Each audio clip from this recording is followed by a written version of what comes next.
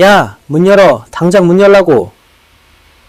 현관문 밖에서 시어머니의 고성이 복도 끝까지 울려 퍼졌습니다. 누가 감히 내 아들 집 문을 잠그는 거야. 시어머니는 비밀번호를 눌러도 열리지 않자 주먹으로 문을 두드렸습니다. 옆집 아주머니가 고개를 내밀 정도로 시끄러웠죠. 남편도 당황한 얼굴로 번호를 다시 눌러봤지만 소용없었습니다. 관리소장님, 우리 집 비밀번호가 갑자기 안 돼요. 빨리 올라와 주세요. 관리소장님이 올라오셨고 저는 그 모습을 인터폰 화면으로 조용히 지켜보고 있었습니다. 옆엔 제 변호사와 경찰관 두 분이 서 계셨죠. 심호흡을 한번 하고 현관문을 열었습니다. 어머님, 제 목소리는 놀랄 만큼 차분했습니다. 이 집 제 명의, 제 회사 소유 사택인데요. 아드님은 오늘자로 해고됐고요. 이제 여기 거주할 권한이 없으세요. 시어머니의 얼굴이 하얗게 질렸습니다. 뭐라고? 내 집에서 나가라고? 어머님 집이 아니에요. 제 회사 법인 소유 사택이죠. 등기부등본 여기 있습니다. 변호사님, 등본 좀 주세요. 남편은 제 뒤에 선 경찰관을 보고 말문이 막혔습니다. 복도에 모여든 이웃들도 웅성거리기 시작했죠. 24시간 내로 짐 빼셔 나가세요. 그렇지 않으면 무단 침입으로 체포 요청하겠습니다. 그들은 상상도 할 수 없었죠. 제가 지난 한 달 동안 무엇을 준비해왔는지를요. 저는 그것들을 고스란히 보여줄 준비가 되어 있었고요. 여러분의 구독, 좋아요는 더 많은 사연을 만드는 힘이 됩니다. 안녕하세요. 저는 한소윤입니다. 37살이고 인테리어 디자인 회사를 운영하고 있습니다. 지금부터 들려드릴 이야기는 1년 전 겨울부터 시작됩니다. 초겨울 저녁이죠. 대학병원 외래에서 아들 도윤이의 정기투석을 마치고 집으로 돌아왔을 때 현관에 들어서자마자 시어머니의 목소리가 들렸습니다.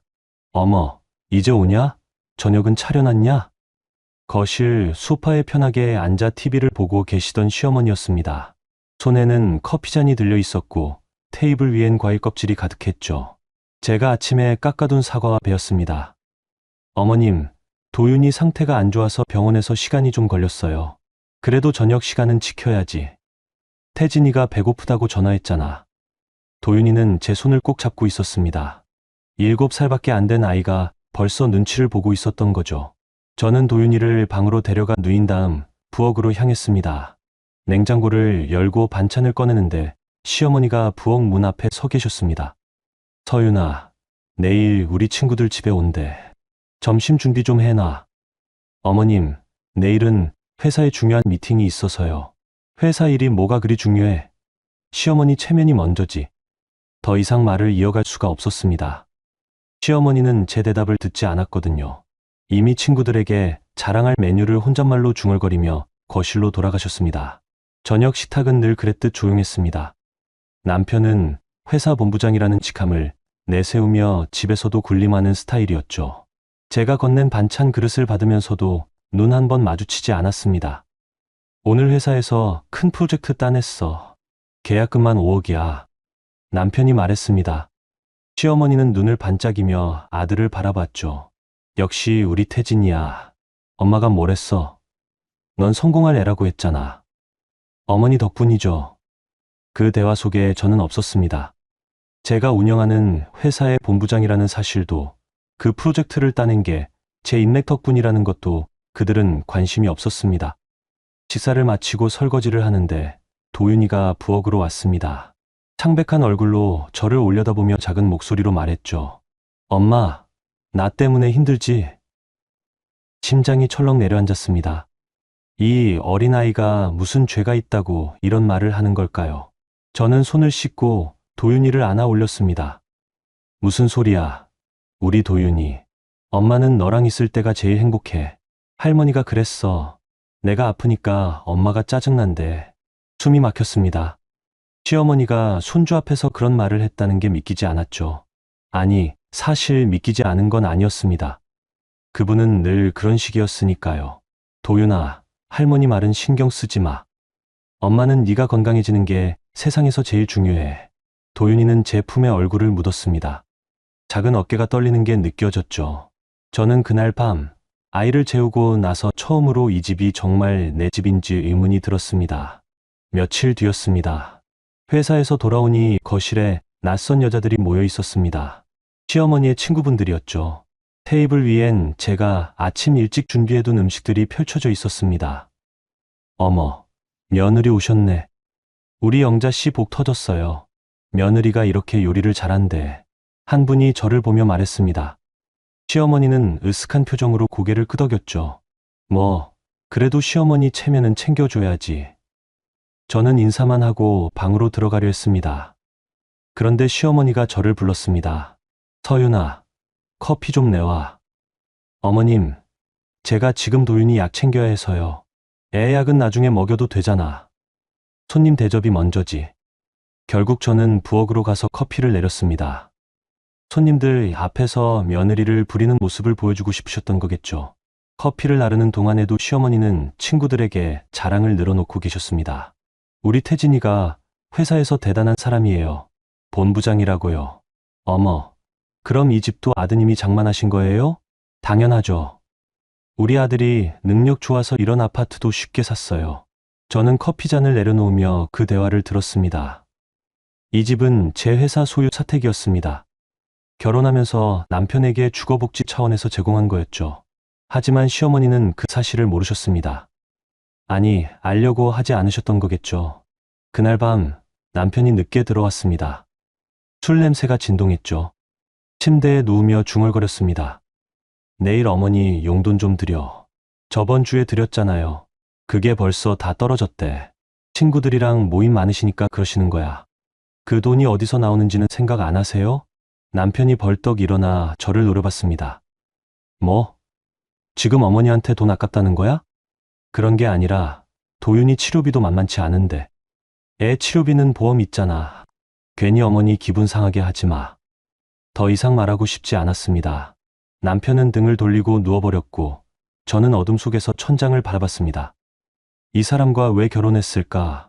그 질문이 머릿속을 맴돌았습니다. 처음엔 사랑이 있었습니다. 남편은 저를 존중하는 것처럼 보였고 제 일을 응원한다고 말했죠. 하지만 결혼 후 달라졌습니다. 제 능력을 자기 성공으로 포장하고 제 돈을 당연한 듯 쓰면서도 고마워할 줄 몰랐습니다. 다음 날 아침 도윤이를 병원에 데려가는 길이었습니다. 차 안에서 도윤이가 물었습니다. 엄마, 우리 언제 이사 가요? 왜? 여기 싫어?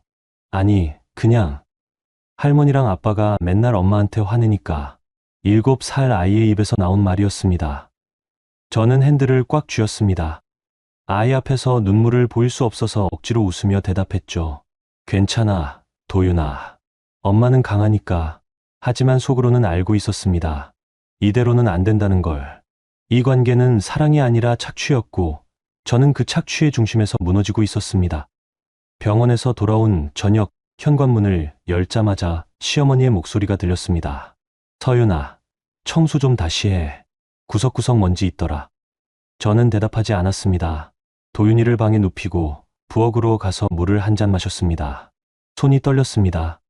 분노 때문인지 슬픔 때문인지 알 수 없었죠. 그날 밤 저는 처음으로 생각했습니다. 이 집에서 나가야 한다고. 아니, 정확히는 이들을 내보내야 한다고. 이 집은 제 회사 소유니까요. 하지만 그때는 몰랐습니다.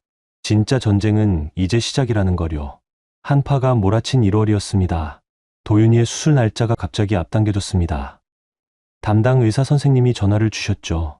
한서윤 어머님, 도윤이 상태가 예상보다 빠르게 악화되고 있어서요. 다음 달로 예정했던 수술을 이번 달 안에 해야 할 것 같습니다. 심장이 쿵 내려앉았습니다. 수술 자체도 무서웠지만 그보다 급한 건 비용 문제였습니다. 저는 서둘러 은행으로 향했습니다. 도윤이를 위해 따로 마련해둔 보험금 계좌를 확인하려고요. 창구 직원이 통장을 건네며 말했습니다.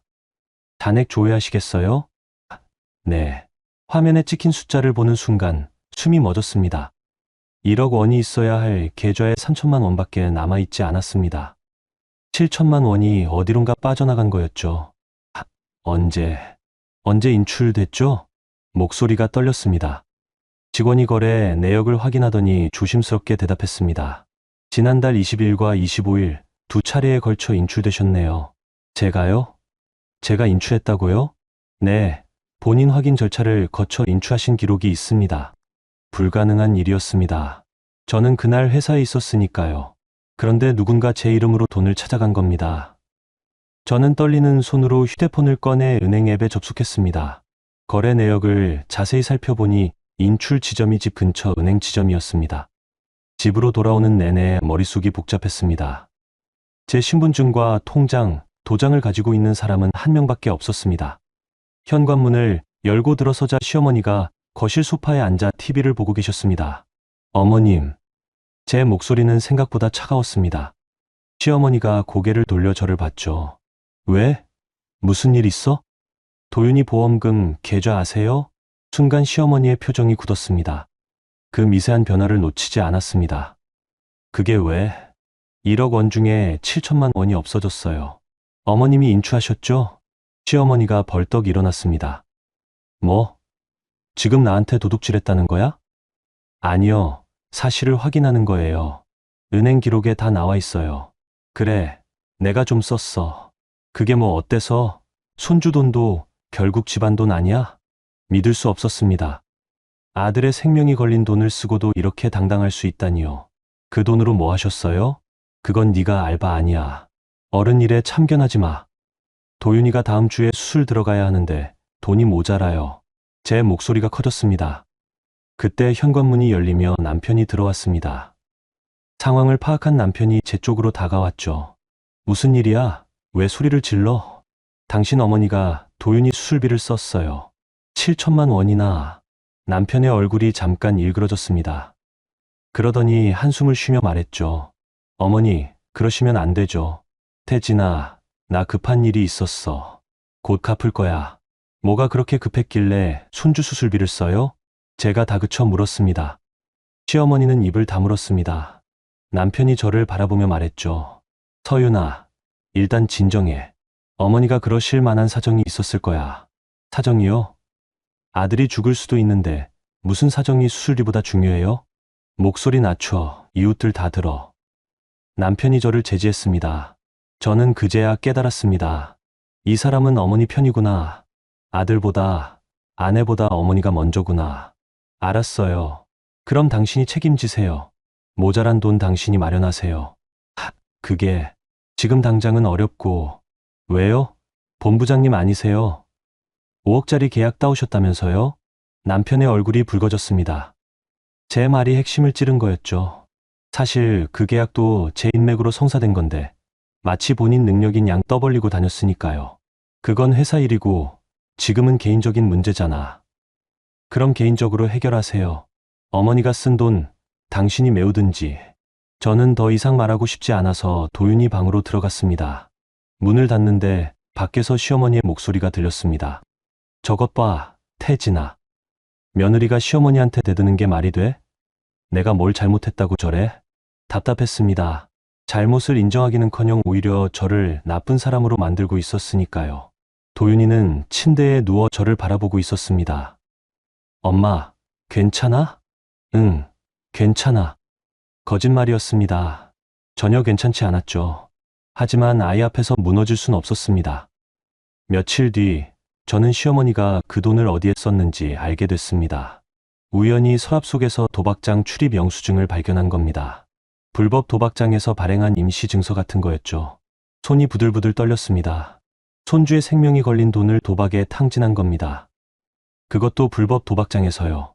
저는 그 영수증을 들고 거실로 나갔습니다. 시어머니가 TV를 보고 계셨죠. 어머님, 이게 뭐예요? 영수증을 내밀었습니다. 시어머니의 얼굴이 하얗게 질렸습니다. 그건 어디서 찾았어? 그게 중요해요? 손주 수술비를 도박에 쓰셨어요. 조용히 해. 태진이한테 들키면 안 돼. 시어머니가 다급하게 저를 말렸습니다. 그 순간 모든 게 이해됐습니다. 남편도 어머니의 도박 문제를 알고 있었던 거죠. 그래서 덮으려고 했던 겁니다. 남편한테 말할 거예요. 아니, 경찰에 신고할 거예요. 네가 감히 시어머니를 경찰에 신고해? 손주 돈 훔친 건 범죄예요. 그때 현관문이 열렸습니다. 남편이었습니다. 상황을 본 남편이 저와 어머니 사이에 섰습니다. 서윤아, 일단 진정하고 얘기해. 진정하라고요? 당신 어머니가 도윤이 수술비를 도박에 날렸는데 진정하라고요? 남편의 표정이 어두워졌습니다. 알아. 나도 알고 있어. 그래서 내가 처리하려던 거야. 어떻게요? 7천만 원을 어떻게 처리하려고요? 처가 쪽에서 좀 빌리려고 했어. 어머니한테 말 안 하고. 순간 머리가 띵했습니다. 저희 어머니한테 거짓말을 해서 돈을 빌리려던 겁니다. 아들 치료비가 부족하다고 하면 제 어머니가 안 주실 리 없으니까요. 그럼 우리 어머니는 속여도 돼요? 당신 어머니 도박 빚을 우리 집안이 메워줘야 해요? 지금은 그게 중요한 게 아니잖아. 도윤이 수술이 급한 거고. 맞아요. 급해요. 그러니까 당신 어머니가 책임지셔야죠. 시어머니가 벌떡 일어나 제 앞으로 다가왔습니다. 책임지라고? 내가 손주 죽이려고 그런 줄 알아? 나도 급한 일이 있었어. 도박이 급한 일이에요? 입 조심해. 네가 시어머니한테 그렇게 말해도 돼? 목소리가 높아졌습니다. 저도 더 이상 참을 수 없었죠. 그럼 어떻게 말하라고요? 고맙다고 해요? 손주 살릴 돈 가져다 써주셔서 감사하다고요? 이것 봐, 태진아. 저 여자 버릇이 없어도 한참 없어. 내가 시어머니인데 저렇게 대들어도 돼? 남편이 저를 노려봤습니다. 서윤아, 사과해. 뭐라고요? 어머니한테 사과하라고. 네가 지금 너무 심하게 나가고 있어. 믿을 수 없었습니다. 잘못한 사람은 시어머니인데 제가 사과를 해야 한다고요? 저는 남편을 똑바로 바라봤습니다. 사과는 제가 할 말이 아니에요. 어머님이 하셔야죠. 도윤이한테. 지금 장난해? 어머니가 손주한테 사과를 해? 당연하죠. 잘못했으면 사과하는 게 맞잖아요. 남편이 한숨을 쉬며 고개를 저었습니다. 너 오늘 이상해. 나가 있어. 일단. 제가 나가요? 이 집에서요? 응. 머리 좀 식히고 와. 이러다간 정말 큰일 나겠어. 저는 웃음이 나왔습니다. 황당해서요. 피해자는 저와 도윤이인데 제가 나가라니요. 하지만 더 이상 이 공간에 있고 싶지 않았습니다. 저는 가방을 들고 현관문을 나섰습니다. 복도에 서서 한참을 울었습니다. 분노와 억울함, 배신감이 한꺼번에 밀려왔습니다. 이 사람들과 계속 살 수 있을까? 도윤이를 위해서라도 참아야 하나? 하지만 참는 게 정답일까? 그날 밤 저는 처음으로 변호사를 만나야겠다고 생각했습니다. 이 문제를 법적으로 정리해야 한다고요. 사랑으로 시작한 결혼이었지만 이제는 법과 책임의 문제로 끝내야 할 것 같았습니다. 설 연휴가 지나고 2월 초였습니다. 저는 회사 재무팀에 남편의 법인카드 사용 내역을 요청했습니다. 표면적인 이유는 경비정산 점검이었지만 속마음은 달랐습니다. 뭔가 이상하다는 직감이 있었거든요. 재무팀장이 서류를 건네며 조심스럽게 말했습니다. 대표님, 박 본부장님 카드 내역이 좀 특이한 부분이 있긴 합니다. 어떤 부분이죠? 거래처 접대비로 처리된 게 많은데 실제 거래처 미팅 일정과 안 맞는 경우가 있어요. 서류를 넘기는데 손이 떨렸습니다. 3월부터 12월까지 거의 매주 고급 레스토랑과 호텔 라운지 결제 내역이 있었습니다. 금액도 만만치 않았죠. 한 번에 200만 원씩 넘는 경우도 있었습니다. 이 날짜들 실제 거래처 담당자들한테 확인 좀 해주세요. 정말 미팅이 있었는지. 알겠습니다. 이틀 뒤 재무팀장이 다시 찾아왔습니다. 얼굴이 어두웠죠. 대표님, 확인해 봤는데요. 거래처 쪽에선 그날 미팅 없었다고 하네요. 전부요? 네. 적어도 제가 확인한 15건 중에 12건이 허위 접대였습니다. 숨이 막혔습니다. 남편이 회사 돈을 유용하고 있었던 겁니다. 그것도 체계적으로요. 저는 법무팀에도 연락했습니다. 남편의 결제 서류와 실제 사업 진행 내역을 대조해달라고요. 며칠간 자료를 검토하던 법무팀장이 보고서를 들고 왔습니다. 대표님, 심각합니다. 박 본부장님이 허위로 보고한 프로젝트가 최소 5건입니다. 허위 보고요? 네. 계약금을 받았다고 보고했는데 실제로는 계약이 안 된 경우도 있고 금액을 부풀려서 보고한 경우도 있습니다. 그 차액은 어디로 갔죠? 법무팀장이 조심스럽게 대답했습니다. 추적해보니 개인 계좌로 빼돌린 것 같습니다. 머릿속이 하얗게 변했습니다. 남편이 회사를 상대로 횡령을 저지른 겁니다. 제 회사를요. 저는 모든 증거 자료를 모으라고 지시했습니다. 그날 저녁 집에 돌아가지 않고 어머니를 찾아갔습니다. 교육재단 사무국에 계셨죠. 어머니는 제 얼굴을 보더니 바로 하셨습니다. 무슨 일 있었니? 엄마. 그제야 눈물이 났습니다. 그동안 참았던 게 한꺼번에 터져 나왔죠. 어머니가 저를 안아주셨습니다. 천천히 말해봐. 모든 걸 말씀드렸습니다. 도윤이 수술비를 시어머니가 도박으로 날린 일, 남편이 회사 돈을 횡령한 일, 그리고 저를 속여 처가에서 돈을 빌리려던 일까지요. 어머니의 얼굴이 굳어갔습니다. 하지만 화를 내시는 대신 차분하게 물으셨죠. 서윤아, 넌 어떻게 하고 싶니? 잘 모르겠어요. 도윤이 때문에라도 참아야 하나 싶기도 하고. 아니야. 참는 게 능사가 아니야. 도윤이를 위해서라도 제대로 정리해야 해. 어머니가 제 손을 꼭 잡으셨습니다. 엄마가 변호사 소개해 줄게. 제대로 된 사람으로. 일단 법적으로 정리할 건 정리하자. 그날 밤 어머니 집에서 묵으며 처음으로 마음을 정했습니다. 이제 뒤로 물러설 수 없다고요. 다음 날 저는 이 처가 쪽에 손을 뻗쳤다는 증거를 찾기 시작했습니다. 어머니 말씀으로는 지난달에 남편이 전화를 했었다고 하셨거든요. 급한 사업 자금이 필요하다면서요. 교육재단 회계팀에 문의했더니 남편이 사업 제안서를 보내왔던 기록이 있었습니다. 내용인즉슨 새로운 프로젝트를 위해 긴급 자금이 필요하다는 거였죠. 금액은 5천만 원이었습니다. 저는 그 제안서와 회사 내부 자료를 대조해봤습니다. 남편이 말한 프로젝트는 존재하지도 않았습니다. 완전히 꾸며낸 이야기였던 거죠. 어머니의 도박 빚을 갚으려고 처가에서 돈을 뜯어내려던 겁니다. 손이 떨렸습니다. 분노 때문인지 배신감 때문인지 알 수 없었습니다. 이 사람이 정말 저를 사랑한 적이 있었을까? 아니면 처음부터 제 돈과 배경만 노렸던 걸까? 저는 모든 자료를 파일로 정리했습니다. 법인카드 내역, 허위 결제 서류, 횡령 증거, 처가 사기 시도 기록까지요. 하나하나 쌓아가는 동안 마음이 점점 차가워졌습니다. 집에 돌아간 건 그로부터 사흘 뒤였습니다. 남편은 소파에 앉아 TV를 보고 있었고 시어머니는 부엌에서 뭔가를 드시고 계셨습니다. 평범한 저녁 풍경이었죠. 하지만 저는 이제 그들을 다른 눈으로 봤습니다. 어디 갔었어? 연락도 안 하고. 남편이 물었습니다. 저는 가방을 내려놓으며 대답했습니다. 회사 일 있었어요. 요즘 회사 일이 뭐가 그리 바빠? 집도 제대로 안 들어오고. 급한 일이 있었으니까요. 더 이상 말하고 싶지 않았습니다. 어차피 곧 다 드러날 테니까요. 저는 도윤이 방으로 갔습니다. 아이는 침대에 누워 책을 보고 있었죠. 엄마, 어디 갔었어? 응, 일 때문에. 우리 도윤이 엄마 안 보고 싶었어? 응, 많이. 도윤이를 안아주며 생각했습니다. 이 아이를 위해서라도 제대로 싸워야겠다고. 그동안 참고 넘긴 건 도윤이 때문이었지만 이제는 도윤이를 위해 싸워야 할 때라고요. 며칠 뒤 어머니가 소개해 주신 변호사를 만났습니다. 윤기현 변호사님이었죠. 차분하고 신중한 분이셨습니다. 한 대표님, 자료 잘 봤습니다. 횡령 혐의는 충분히 입증 가능합니다. 이혼도 같이 진행하고 싶은데요. 물론입니다. 배우자의 횡령은 이혼 사유가 되니까요. 그런데 윤 변호사님이 잠시 말을 멈추셨습니다. 재산 분할이 복잡할 수 있습니다. 특히 거주하시는 아파트 문제가 있을 텐데요. 그 집은 제 회사 소유 사택이에요. 아, 그렇군요. 그럼 훨씬 간단하겠네요. 윤 변호사님이 미소를 지으셨습니다.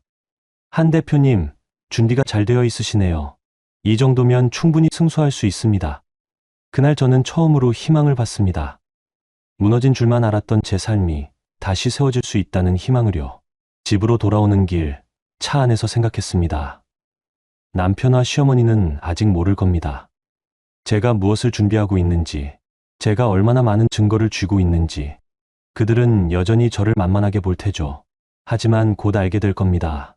제가 더 이상 참고 넘기는 사람이 아니라는 걸. 그리고 잘못을 저지른 사람은 반드시 대가를 치러야 한다는 거요. 그날 밤 저는 서류 더미 앞에 앉아 마지막 점검을 했습니다. 빠진 게 없는지, 보완할 게 없는지 꼼꼼히 확인했죠. 이건 단순한 이혼이 아니었습니다. 제 삶을 되찾는 전쟁이었으니까요. 3월 초순이었습니다. 봄이 오고 있었지만 집 안 공기는 여전히 차가웠습니다. 도윤이의 상태가 갑자기 악화됐습니다. 담당 의사 선생님이 응급으로 연락을 주셨죠. 한소윤 보호자님, 지금 당장 병원으로 오셔야 할 것 같습니다. 회사에서 일하던 중이었습니다. 저는 서둘러 병원으로 달려갔습니다.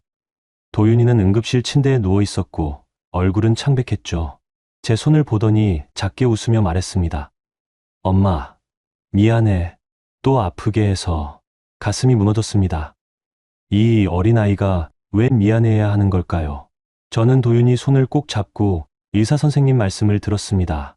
일시적인 거부 반응입니다. 며칠 입원하면서 지켜봐야 할 것 같아요. 그날 밤 저는 응급실 의자에서 도윤이를 지켰습니다. 남편한테 전화했지만 받지 않았습니다. 시어머니한테도 문자를 보냈지만 답이 없었죠. 결국 혼자였습니다. 새벽 5시쯤 도윤이가 잠들고 나서야 저도 잠깐 눈을 붙였습니다. 딱딱한 의자였지만 피곤해서 잠들 수 있었죠. 하지만 1시간도 못 자고 깼습니다. 도윤이가 깨어났거든요. 엄마, 아빠는 일 때문에 바빠서. 거짓말이었습니다. 남편이 어디서 뭘 하는지 몰랐으니까요. 하지만 도윤이한테 진실을 말할 순 없었습니다. 다음 날 아침 도윤이 상태가 안정되어 일반 병실로 옮겼습니다. 저는 집에 가서 옷을 갈아입고 다시 병원으로 가려던 참이었습니다. 현관문을 열고 들어서는데 시어머니가 거실에 앉아 계셨습니다. 어머, 이제 오냐? 피곤한 목소리였지만 걱정은 전혀 묻어나지 않았습니다. 저는 대답하지 않고 방으로 향했습니다. 그런데 시어머니가 따라오셨습니다. 도윤이는 어떻게 됐어? 입원했어요. 그래? 그럼 넌 집에서 좀 쉬어. 어제 병원에서 잤다며? 네. 그래서 옷만 갈아입고 다시 가려고요. 에이, 그럴 것 없어. 간호사들이 다 봐주는데 뭐. 시어머니의 말에 순간 화가 치밀었습니다. 손주가 아파서 입원했는데 간호사한테 맡기라니요. 하지만 저는 참았습니다. 더 이상 이 사람과 싸우고 싶지 않았거든요. 옷을 갈아입고 나오는데 남편이 들어왔습니다. 전날 밤 어디 있었는지 옷이 구겨져 있었습니다. 왔어? 남편이 저를 보며 대수롭지 않게 말했습니다. 저는 가방을 들고 현관으로 향했죠. 어디가? 병원이요. 지금? 어제 밤새 있었잖아. 좀 쉬었다 가지. 아들이 아픈데 어떻게 쉬어요? 남편의 얼굴이 굳었습니다. 왜 그렇게 예민해? 요즘 너 이상해. 이상한 건 당신이에요. 아들이 응급실 갔는데 전화도 안 받고 어디서 뭐 한 거예요? 일 때문에 바빴어. 거래처 사람들이랑 늦게까지 있었다고. 거짓말이라는 걸 알았습니다. 법인카드 내역을 봤으니까요. 어제 밤에도 남편은 고급 호텔바에서 누군가와 만났을 겁니다. 거래처가 아닌 다른 사람과요. 그래요. 바쁘셨겠죠. 저는 더 이상 말하지 않고 집을 나섰습니다. 엘리베이터를 타고 내려오는데 눈물이 났습니다. 분노와 슬픔, 허탈함이 뒤섞여 있었죠. 병원에 도착해서 도윤이를 보니 조금 나아 보였습니다. 의사 선생님 말씀으로는 일주일 정도 입원하면 퇴원할 수 있다고 하셨죠. 저는 안도의 한숨을 쉬었습니다. 그날 저녁 병실에서 도윤이와 함께 저녁을 먹는데 남편이 찾아왔습니다. 손에는 과일 바구니를 들고 있었죠. 도윤아, 아빠 왔다. 도윤이는 아빠를 보고도 별로 반가워하지 않았습니다. 남편이 그 반응을 눈치챘는지 어색하게 웃으며 과일을 내려놓았습니다. 서윤아, 잠깐 나와봐. 복도로 나가자 남편이 말했습니다. 우리 좀 얘기해야 할 것 같아. 무슨 얘기요? 요즘 너 나한테 너무 차갑잖아. 뭐가 그렇게 불만이야? 불만이냐고요. 어디서부터 말해야 할지 모를 정도로 많았습니다. 하지만 저는 차분하게 대답했습니다. 불만 없어요. 그냥 피곤할 뿐이에요. 피곤하면 어머니한테 좀 부탁해. 도윤이 봐달라고. 어머님은 바쁘시잖아요. 뭐가 바빠? 집에서 TV만 보시는데. 남편의 말에 웃음이 나왔습니다. 본인 어머니가 손주 돈을 도박으로 날린 것도 모르면서 손주 병문안도 제대로 안 오시는 걸 모르면서 이런 말을 하다니요. 당신은 어머니가 뭘 하시는지 정말 몰라요? 무슨 소리야? 아무것도 아니에요. 더 이상 말하고 싶지 않았습니다. 어차피 곧 다 드러날 테니까요. 남편은 뭔가 더 말하려다가 그냥 돌아섰습니다. 일주일 뒤 도윤이가 퇴원했습니다. 집으로 돌아오는 길, 도윤이가 물었습니다. 엄마, 우리 언제 이사 가요? 왜? 여기 싫어? 응. 할머니 무서워. 가슴이 찢어지는 것 같았습니다. 7살 아이가 할머니를 무서워한다니요. 저는 도윤이를 안아주며 말했습니다. 곧 이사 갈 거야. 엄마가 준비하고 있어. 정말? 응, 정말이야. 엄마 말 믿지? 도윤이가 고개를 끄덕였습니다. 저는 그날 밤 마음을 굳혔습니다. 더 이상 미룰 수 없다고요. 다음 날 시어머니가 또 도윤이 앞에서 상처 주는 말을 했습니다. 도윤아, 네가 아프니까 엄마가 힘들어하잖아. 빨리 나아야지. 도윤이는 아무 말도 하지 않았습니다. 저는 시어머니를 거실로 불렀습니다. 어머님, 도윤이 앞에서 그런 말 하지 마세요. 뭐? 내가 뭐라고 했는데? 아이가 아픈 게 엄마 탓이라는 식으로 말씀하셨잖아요. 그게 뭐 어때서? 사실이잖아. 참을 수 없었습니다. 저는 처음으로 목소리를 높였습니다. 어머님, 도윤이는 아무 잘못 없어요. 그런 말 들을 이유도 없고요. 뭐야? 지금 나한테 소리 지르는 거야? 네, 소리 지르는 거예요. 손주한테 상처 주는 말 그만하시라고요. 시어머니가 벌떡 일어났습니다. 이것 봐, 며느리가 시어머니한테 대드는 게 말이 돼? 태진아. 남편이 서재에서 나왔습니다. 상황을 보더니 저를 노려봤죠. 서윤아, 지금 뭐 하는 거야? 당신 어머니가 도윤이한테 상처 주는 말을 계속해요. 그래도 어머니신데 그렇게 소리를 질러? 그럼 어떻게 해요? 계속 참아요? 남편이 한숨을 쉬며 말했습니다.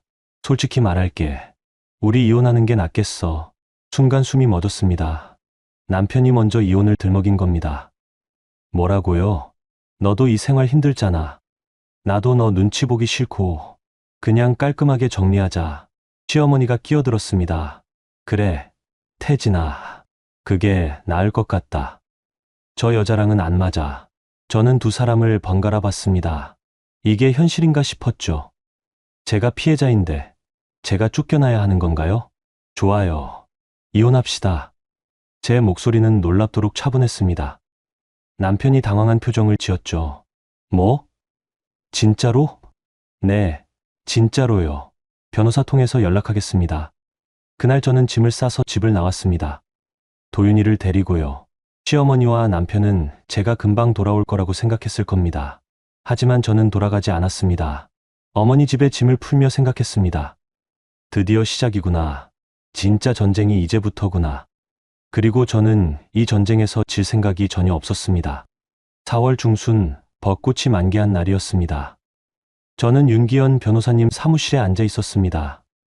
책상 위엔 지난 몇 주간 모은 증거 자료들이 쌓여 있었죠. 한 대표님, 준비가 완벽합니다. 이혼 소송, 횡령 고발, 손해배상 청구를 동시에 진행하겠습니다. 윤 변호사님의 말에 고개를 끄덕였습니다. 가슴이 두근거렸습니다. 떨림이 아니라 기대였죠. 드디어 제대로 된 싸움을 시작할 수 있다는 기대.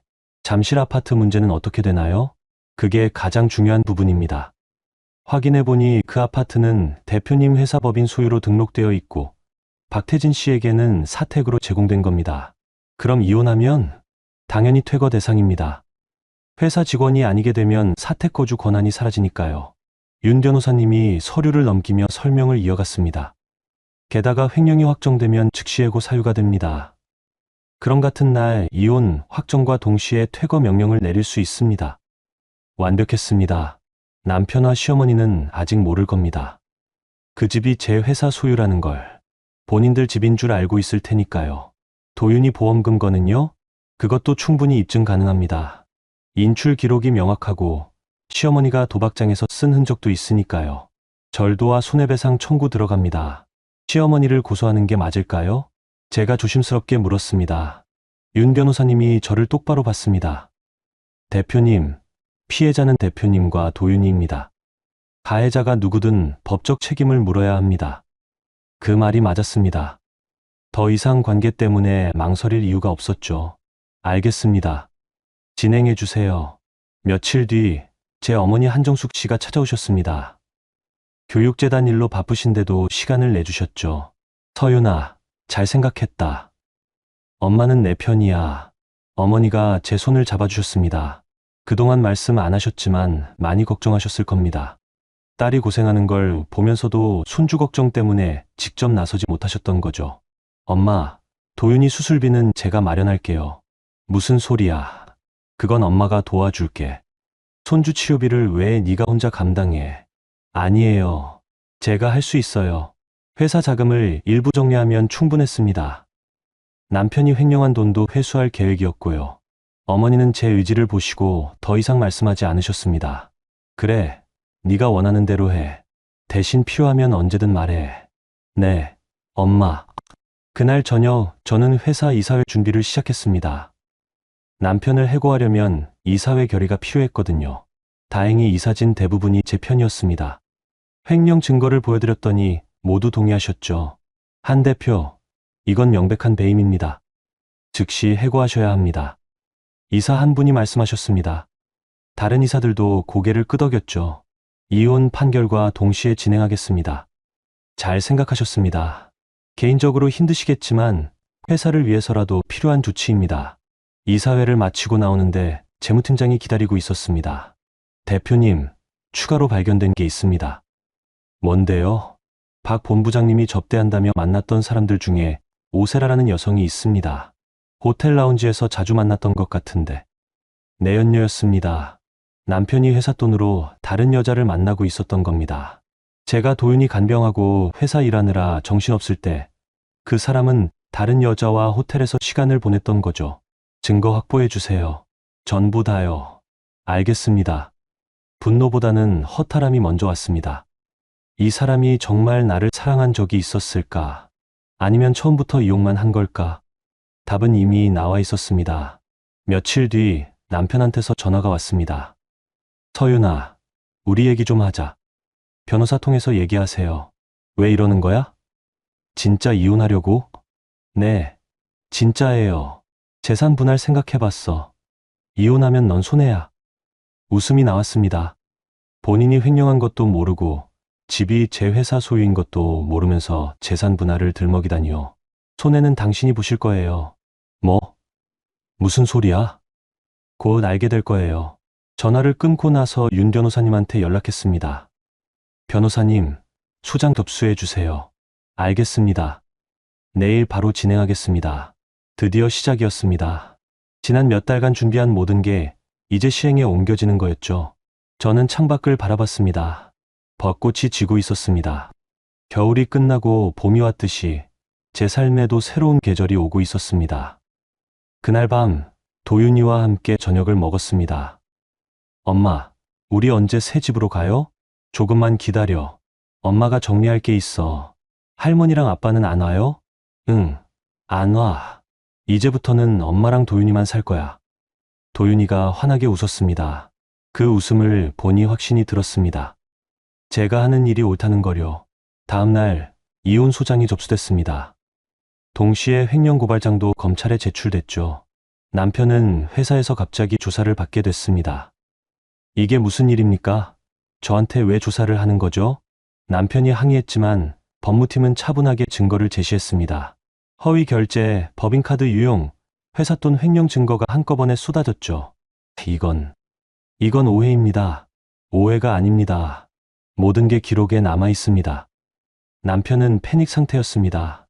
제게 전화를 걸었지만 받지 않았습니다. 시어머니한테도 연락했겠지만 그분도 어찌할 수 없는 일이었죠. 그날 저녁 윤 변호사님한테서 연락이 왔습니다. 대표님, 상대 측 변호사가 협의 이혼을 제안했습니다. 거절하세요. 재판으로 갑니다. 알겠습니다. 협의할 생각이 전혀 없었습니다. 법적으로 확실하게 정리하고 싶었거든요. 그래야 다시는 이들이 제 삶에 침범하지 못할 테니까요. 며칠 뒤 이혼 조정 기일이 잡혔습니다. 법원에서 남편을 마주쳤습니다. 초췌해 보였죠. 옆에는 시어머니도 함께 왔습니다. 서윤아, 우리 얘기 좀 하자. 시어머니가 다가왔습니다. 하지만 저는 대답하지 않았습니다. 윤 변호사님이 제 앞을 막아섰죠. 상대 측과 사적인 접촉은 삼가 주시기 바랍니다. 조정실에 들어가서도 남편은 계속 협의를 요구했습니다. 서윤아, 우리 조용히 정리하자. 왜 이렇게까지 해? 조용히 정리할 시기는 지났어요. 이제는 법대로 하는 거예요. 조정은 결렬됐습니다. 재판으로 가기로 확정됐죠. 저는 법원을 나서며 생각했습니다. 이제 정말 돌이킬 수 없는 강을 건넜구나. 그날 밤 어머니가 전화하셨습니다. 서윤아, 힘들지? 아니요, 엄마. 전혀 안 힘들어요. 정말 그랬습니다. 오히려 속이 시원했죠. 드디어 제 삶을 되찾고 있다는 느낌이 들었으니까요. 그래, 네가 강한 아이라는 거 엄마는 알아. 끝까지 힘내. 네, 엄마. 걱정 마세요. 전화를 끊고 나서 창밖을 봤습니다. 밤하늘에 별이 빛나고 있었습니다. 어둠 속에서도 빛은 있다는 걸 그날 밤 저는 확실히 느꼈습니다. 5월 중순이었습니다. 이혼 판결이 확정된 날이었죠. 법원에서 판결문을 받아들고 나올 때 저는 처음으로 자유를 느꼈습니다. 7년간의 결혼 생활이 공식적으로 끝난 겁니다. 윤 변호사님이 제 옆에서 말씀하셨습니다. 축하드립니다, 한 대표님. 이제 새로운 시작입니다. 감사합니다, 변호사님. 법원을 나서는데 남편이 저를 불렀습니다. 하지만 저는 뒤돌아보지 않았습니다. 더 이상 그 사람과 나눌 대화는 없었으니까요. 회사로 돌아와서 바로 이사회를 수집했습니다. 오후 3시 이사진이 모두 모였습니다. 오늘 이혼 판결이 확정됐습니다. 동시에 박태진 본부장의 횡령 혐의도 검찰에서 인정됐습니다. 이사들이 고개를 끄덕였습니다. 저는 준비한 서류를 나눠드렸죠. 따라서 취업규칙 제47조에 의거 박태진 본부장을 즉시 해고 처리하겠습니다. 동의합니다. 이사들이 차례로 동의했습니다. 만장일치였죠. 저는 인사팀에 즉시 해고 통지서를 발송하라고 지시했습니다. 그리고 잠실 사택에 대한 퇴거 명령도 함께 발송해 주세요. 기한은 오늘부터 24시간입니다. 알겠습니다, 대표님. 모든 게 계획대로 진행됐습니다. 남편은 아직 모를 겁니다. 본인이 해고됐다는 것도, 집에서 쫓겨난다는 것도요. 오후 5시쯤 저는 경찰과 변호사를 대동하고 잠실 아파트로 향했습니다. 관리소장님께도 미리 양해를 구했죠. 오늘 있을 일에 대해 설명드렸습니다. 아, 그러셨군요. 알겠습니다. 필요하시면 제가 입회하겠습니다. 감사합니다. 현관 비밀번호는 이미 아침에 바꿔놨습니다. 회사 관리팀에서 처리했죠. 저는 현관 앞에 서서 인터폰 화면을 켰습니다. 잠시 뒤 남편과 시어머니가 집에 들어오려고 현관문 앞에 섰습니다. 비밀번호를 누르는데 문이 열리지 않았죠. 왜 안 돼? 남편이 다시 눌러봤지만 똑같았습니다. 시어머니가 목소리를 높였습니다. 뭐야, 이거? 고장난 거야? 이상하네. 분명히 맞게 눌렀는데. 남편이 관리소에 전화를 걸었습니다. 관리소장님이 올라오셨죠. 무슨 일이십니까? 집 비밀번호가 갑자기 안 돼요. 확인 좀 해주세요. 관리소장님이 저를 보셨습니다. 저는 고개를 끄덕였죠. 그때 시어머니가 저를 발견했습니다. 서윤이 네가 왜 여기 있어? 저는 천천히 다가갔습니다.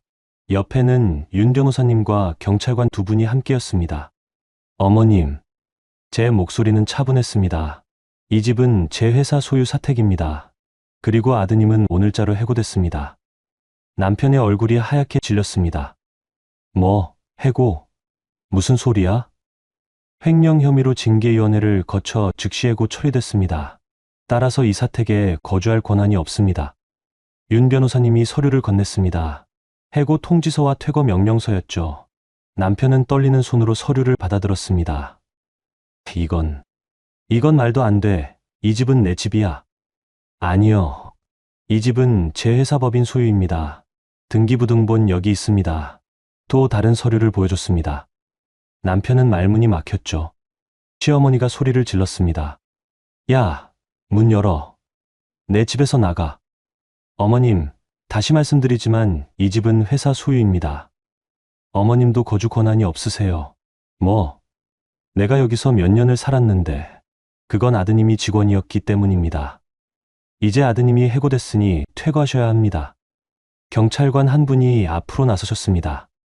퇴거 명령에 불응하시면 무단 침입으로 현행범 체포할 수 있습니다. 시어머니가 뒤로 물러섰습니다. 남편은 저를 노려봤죠. 서윤아, 네가 진짜 이러려고? 네. 제 권리를 찾는 겁니다. 도윤이는 어쩌고? 아빠도 없이 키울 거야?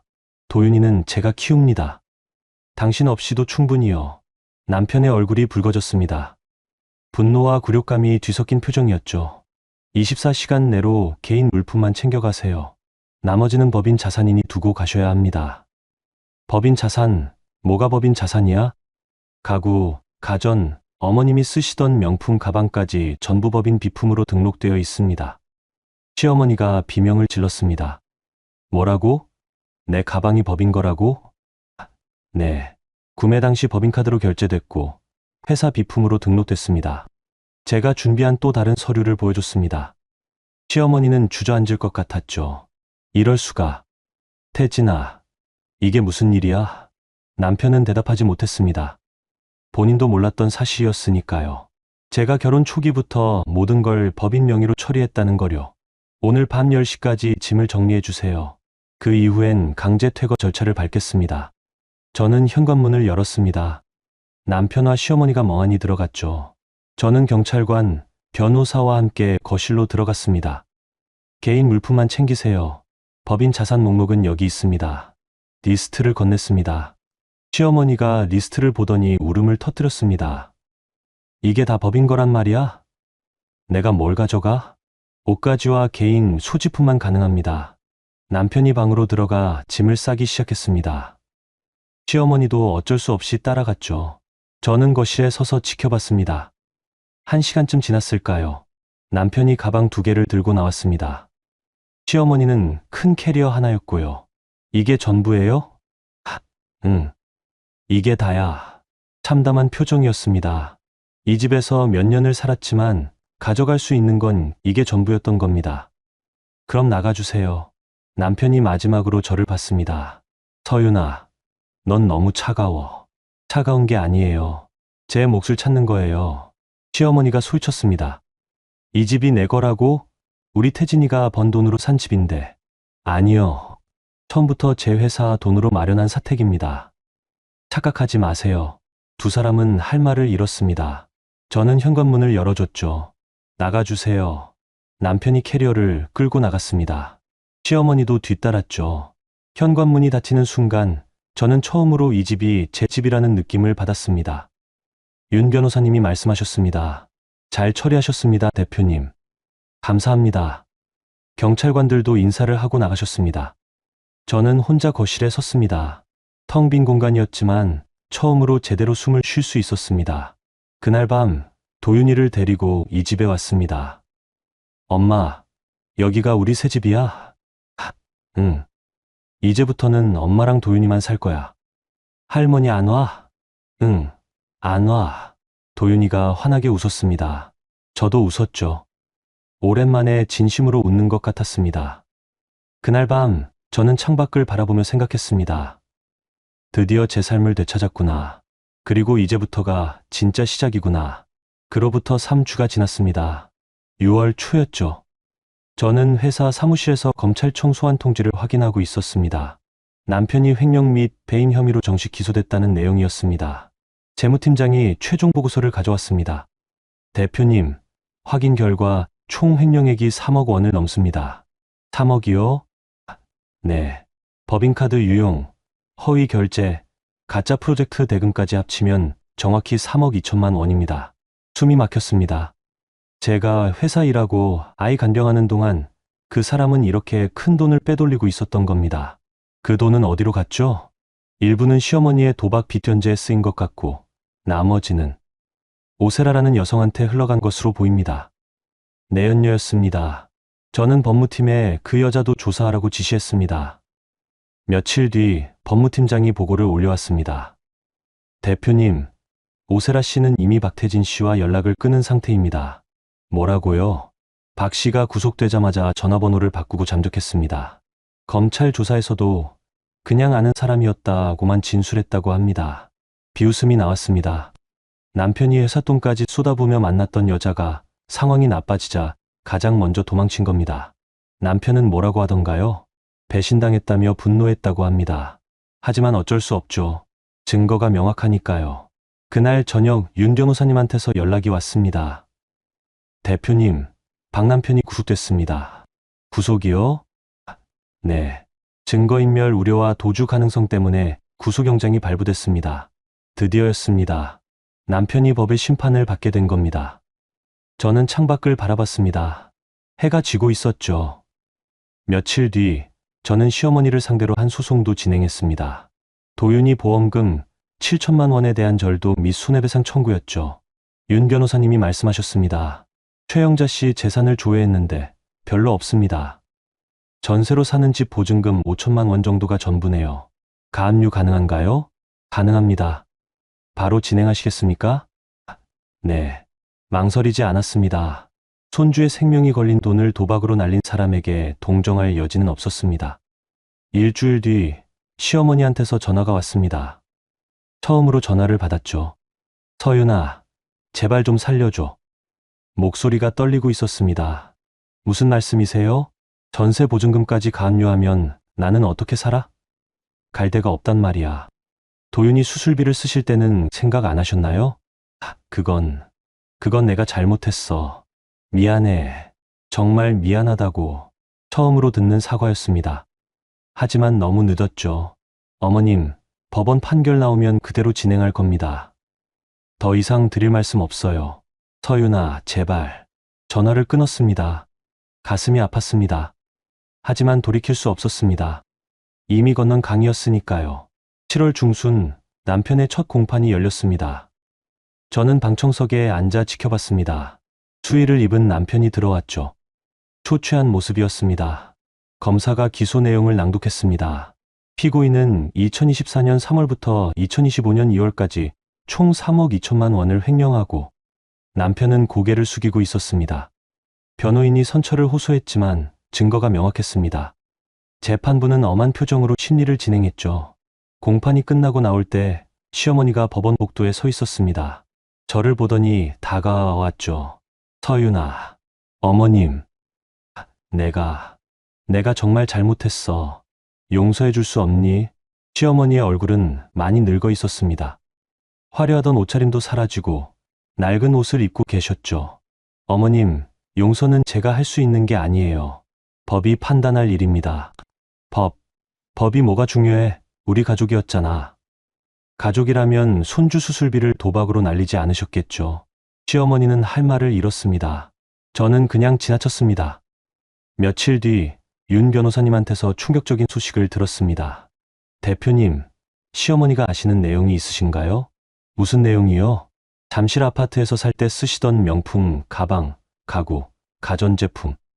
전부 법인 자산으로 등록되어 있었다는 거 아셨죠? 네, 알고 있었어요. 그런데 시어머니는 그걸 전혀 몰랐던 것 같습니다. 아드님이 자기 돈으로 사준 줄 알고 계셨대요. 순간 이해가 됐습니다. 시어머니는 아들이 성공했다고 큰 집도 사고 비싼 물건들도 사준다고 믿으셨던 겁니다. 하지만 실상은 전부 제 회사 돈이었죠. 그럼 시어머니는 진짜로 몰랐던 거예요? 네. 남편이 어머니한테 거짓말을 한 겁니다. 자기가 능력 있는 것처럼 보이려고요. 허세였습니다. 남편은 어머니한테조차 거짓말을 했던 겁니다. 자기가 대단한 사람인 것처럼 포장하려고요. 8월 초 남편의 선고 공판이 열렸습니다. 재판장이 판결문을 낭독했습니다. 피고인을 징역 3년에 처한다. 다만 집행유예 5년을 선고하며 집행유예였습니다. 당장 감옥에 가지는 않지만 전과자가 된 겁니다. 남편은 고개를 떨구고 있었죠. 법원을 나오는데 시어머니가 또 기다리고 계셨습니다. 하지만 이번엔 저를 보지 않았습니다. 그냥 허공을 바라보고 계셨죠. 우리 태진이가 대표 아니었어? 혼잣말 같았습니다. 이 집도, 가방도, 가구도 다 우리 거 아니었어? 시어머니는 그제야 진실을 깨달은 것 같았습니다. 본인이 믿었던 모든 게 허상이었다는 거요. 며칠 뒤 법무팀에서 보고가 올라왔습니다. 대표님, 시어머니가 전세집에서 나가셨습니다. 가압류 때문에요? 네. 보증금을 가압류당하니 집주인이 계약 연장을 거부했대요. 그럼 지금 어디 계세요? 고시원으로 옮기셨다고 합니다. 가슴 한편이 아팠습니다. 하지만 이건 시어머니가 자초한 일이었습니다. 손주 돈을 도박으로 날린 대가였죠. 9월 어느 날 우연히 시어머니를 길에서 봤습니다. 마트 앞에서 폐지를 줍고 계셨습니다. 낡은 옷을 입고 허리를 구부린 채로요. 지나가는 사람들이 힐끗힐끗 쳐다봤습니다. 누군가는 동정의 눈빛으로, 누군가는 무관심하게요. 시어머니는 그 시선들을 피하지도 못한 채 폐지를 주워 담고 계셨습니다. 예전에는 백화점 VIP 라운지에서 커피를 마시던 분이었습니다. 명품 가방을 들고 친구들한테 자랑하던 분이었죠. 하지만 지금은 폐지를 주어야 하루 낀 일을 해결하는 처지가 됐습니다. 저는 그냥 지나쳤습니다. 동정할 마음도 도와줄 생각도 없었습니다. 이건 시어머니가 선택한 결과였으니까요. 그날 밤 도윤이가 물었습니다. 엄마, 할머니는 어떻게 지내? 잘 모르겠다. 보고 싶지 않아? 아니. 도윤이는 더 이상 묻지 않았습니다. 이 아이도 알고 있었습니다. 할머니가 자기한테 어떤 사람이었는지를요. 며칠 뒤 재무팀에서 횡령 피해금 회수 보고를 올렸습니다. 대표님, 총 3억 2천만 원 중 1억 5천만 원을 회수했습니다. 나머지는요? 태진 씨 명의 재산이 없어서 회수가 어렵습니다. 다만 시어머니 보증금 가압류로 5천만 원은 추가 확보 가능합니다.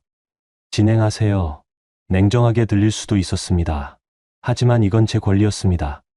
제 회사 돈을 돌려받는 거였죠. 10월이 되었습니다. 단풍이 드는 계절이었죠. 저는 회사 창문 밖을 바라보며 생각했습니다. 남편은 전과자가 되어 취직도 못하고 고시원을 전전하고 있습니다. 오세라는 그를 버렸고 어머니마저 원망하고 있죠. 시어머니는 아들이 차려준 줄 알았던 모든 게 거짓이었다는 걸 알고 무너졌습니다. 전세집에서도 쫓겨나 고시원에서 살다가 결국 남의 집 가사도우미 일을 하며 폐지를 줍는 신세가 됐습니다. 허세로 쌓아올린 인생은 결국 이렇게 무너지는 거였습니다. 거짓말로 유지한 관계는 진실 앞에서 한순간에 무너지는 거였죠. 저는 창밖을 보며 조용히 중얼거렸습니다. 이제 끝났구나. 정말 모든 게 끝난 것 같았습니다. 길고 긴 전쟁이 드디어 끝난 거였죠. 1년이 흘렀습니다. 이듬해 봄, 벚꽃이 다시 피는 계절이었습니다. 저는 대학병원 수술실 앞 의자에 앉아 있었습니다. 도윤이의 신장 이식 수술이 진행 중이었거든요. 어머니 한정숙 씨가 옆에 앉아 제 손을 잡아주셨습니다. 괜찮을 거야, 서윤아. 네, 엄마. 수술은 6시간째 계속되고 있었습니다. 담당 의사 선생님 말씀으로는 순조롭게 진행되고 있다고 하셨지만 마음은 불안했습니다. 그동안 많은 일이 있었습니다. 이혼 후 저는 회사 경영에 전념했고 도윤이 치료비도 차질 없이 마련했습니다. 남편이 횡령한 돈도 상당 부분 회수했고 시어머니한테서도 손해배상금을 받아냈죠. 하지만 가장 중요한 건 도윤이었습니다. 이 아이가 건강하게 자라는 것, 그게 제 삶의 전부였습니다. 수술실 불이 꺼졌습니다. 문이 열리며 의사 선생님이 나오셨죠. 보호자분 계시죠? 저는 벌떡 일어났습니다. 네, 저요. 의사 선생님이 미소를 지으셨습니다. 수술 잘 끝났습니다. 성공적이에요. 그 순간 다리에 힘이 풀렸습니다. 어머니가 저를 붙잡아 주셨죠. 눈물이 주르륵 흘러내렸습니다. 정말요? 정말 괜찮은 거예요? 네. 이식된 신장이 잘 작동하고 있습니다. 며칠 지켜봐야겠지만 큰 문제 없을 것 같아요. 감사합니다, 선생님. 정말 감사합니다. 저는 복도 벤치에 주저앉아 한참을 울었습니다. 지난 1년 동안 참았던 눈물이 한꺼번에 쏟아져 나왔습니다. 어머니가 제 등을 쓰다듬어 주셨죠. 다 지나갔어, 서윤아. 이제 좋은 일만 남았어. 네, 엄마. 회복실로 옮겨진 도윤이를 봤습니다. 마취에서 깨어나지 않은 상태였지만 얼굴은 평온해 보였습니다. 저는 도윤이 손을 잡고 속삭였습니다. 도윤아, 수술 잘 끝났어. 이제 건강해질 거야. 그날 밤 저는 병원 보호자 침대에서 도윤이를 지켰습니다. 새벽녘 도윤이가 눈을 떴습니다. 엄마. 응, 도윤아. 엄마 여기 있어. 수술 끝났어? 응. 선생님이 잘 됐대. 이제 곧 나아질 거야. 도윤이가 희미하게 웃었습니다. 그 미소를 보는 순간 제가 지난 1년 동안 쌓아온 이유를 다시 확인했습니다. 이 아이를 지키기 위해서였구나. 2주일 뒤 도윤이가 퇴원했습니다. 집으로 돌아오는 길 도윤이가 창밖을 보며 말했습니다. 엄마, 꽃 예쁘다. 그러게, 봄이 왔네. 엄마, 나 이제 안 아파. 응. 선생님이 잘 관리하면 건강하게 살 수 있대. 도윤이가 환하게 웃었습니다. 그 웃음이 세상에서 가장 아름다웠습니다. 집에 도착해서 도윤이를 방에 눕히고 저는 거실로 나왔습니다. 이 집에서 살기 시작한 지 1년이 됐습니다. 처음엔 무거운 기억들 때문에 힘들었지만 이제는 정말 제 집이라는 느낌이 들었죠. 며칠 뒤 저는 교육재단 이사회에 참석했습니다. 어머니가 이사장으로 계시는 자리였죠. 서윤 이사 복귀하신 걸 환영합니다.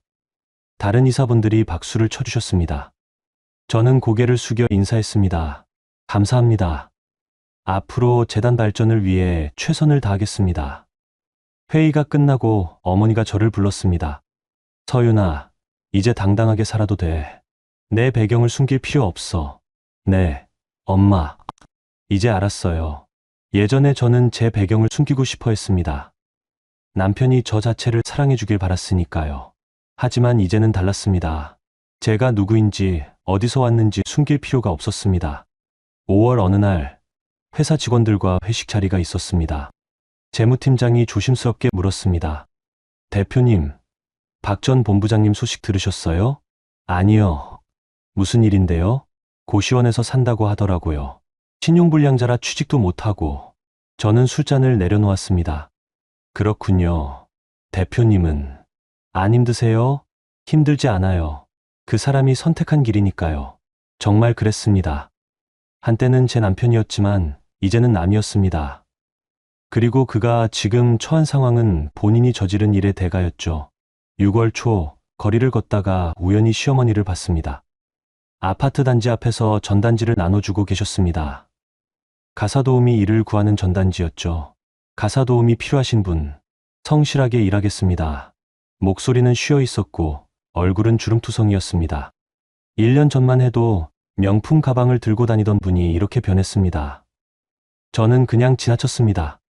시어머니는 저를 알아보지 못했습니다. 아니, 알아봤어도 모르는 척했을 수도 있죠. 집에 돌아와서 도윤이와 저녁을 먹었습니다. 엄마, 오늘 학교에서 친구들이랑 놀았어. 그래? 재미있었어? 응. 나 이제 달리기도 할 수 있어. 도윤이의 얼굴은 건강한 혈색으로 가득했습니다. 수술 후 꾸준히 회복하고 있었죠. 담당 의사 선생님도 놀라실 정도로 좋아지고 있었습니다. 우리 도윤이 정말 많이 건강해졌네. 엄마 덕분이야. 아니야. 도윤이가 열심히 이겨낸 거지. 그날 밤 도윤이를 재우고 발코니에 나갔습니다. 서울 야경이 한눈에 보였습니다. 예전에는 이 풍경을 보면서도 답답했습니다. 갇혀있는 것 같았거든요. 하지만 지금은 달랐습니다. 이 집이, 이 공간이, 이 삶이 온전히 제 것이라는 느낌이 들었습니다. 7월 어느 날 윤 변호사님한테서 전화가 왔습니다. 대표님, 모든 법적 절차가 완료됐습니다. 정말요? 네. 횡령 피해금 회수도 끝났고 최영대 씨한테서 손해배상금도 전액 받았습니다. 감사합니다. 변호사님. 1년 넘게 수고하셨어요. 제 일이었습니다. 대표님, 이제 정말 새 출발하시는 겁니다. 전화를 끊고 나서 창밖을 봤습니다. 여름 햇살이 쏟아지고 있었습니다. 8월 중순 회사 창립 10주년 기념식이 있었습니다. 직원들 앞에서 연설을 했습니다. 지난 1년은 저에게 실현의 시간이었습니다. 하지만 동시에 배움의 시간이기도 했습니다. 어려움 속에서도 흔들리지 않고 함께 해준 여러분께 감사드립니다. 박수가 터져 나왔습니다. 저는 미소를 지으며 말을 이었습니다. 앞으로 우리 회사는 더욱 성장할 것입니다. 여러분과 함께라면 무엇이든 해낼 수 있다고 믿습니다. 행사가 끝나고 직원 한 명이 다가왔습니다. 대표님, 정말 멋지세요. 어떻게 그렇게 강하실 수 있어요? 강한 게 아니에요. 그냥 포기하지 않았을 뿐이죠. 그날 밤 집에 돌아와 도윤이와 함께 영화를 봤습니다. 평범한 일상이었습니다. 하지만 이 평범함이 얼마나 소중한지 이제는 알았습니다. 9월 어느 날 길을 걷다가 남편을 봤습니다. 편의점에서 나오는 길이었죠. 수염이 덥수룩하고 옷도 낡았습니다. 우리 눈이 마주쳤습니다. 남편은 잠깐 멈칫했지만 이내 고개를 돌렸습니다. 저도 그냥 지나쳤습니다. 더 이상 할 말이 없었습니다. 그 사람은 이제 제 인생과 아무 상관없는 사람이었으니까요. 집에 돌아와 도윤이가 물었습니다. 엄마, 오늘 기분 안 좋아? 아니야. 왜? 얼굴이 좀 굳어 있어. 저는 웃으며 도윤이를 안아줬습니다. 괜찮아. 그냥 옛날 생각이 좀 났을 뿐이야. 나쁜 생각? 아니. 이제는 안 나빠. 그냥 지나간 일일 뿐이야. 정말 그랬습니다. 이제는 과거였습니다. 아프고 힘들었던 시간들이지만 이제는 정말 지나간 일이었죠. 10월 말 교육재단 행사에서 연설할 기회가 있었습니다. 많은 사람들 앞에서 제 이야기를 했습니다. 저는 한때 제 배경을 숨기고 살았습니다. 사랑받고 싶어서였죠. 하지만 이제는 알았습니다. 진정한 사랑은 숨기는 것에서 오는 게 아니라 온전한 나를 보여주는 것에서 온다는 거요. 청중들이 조용히 듣고 있었습니다. 어려움이 왔을 때 저는 무너질 수도 있었습니다. 하지만 포기하지 않았습니다. 제 아이를 위해서 그리고 저 자신을 위해서 싸웠습니다. 그 결과 저는 제 삶을 되찾았습니다. 박수가 터져 나왔습니다. 저는 미소를 지으며 무대를 내려왔습니다.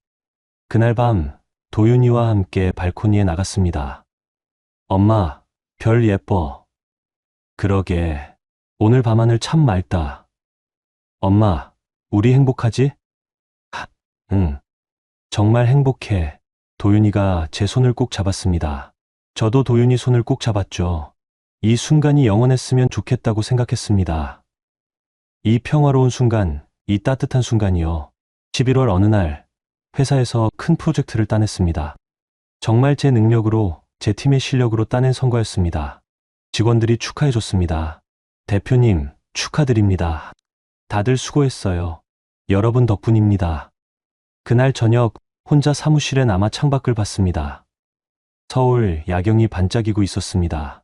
1년 전, 저는 이 자리에서 눈물을 흘렸습니다.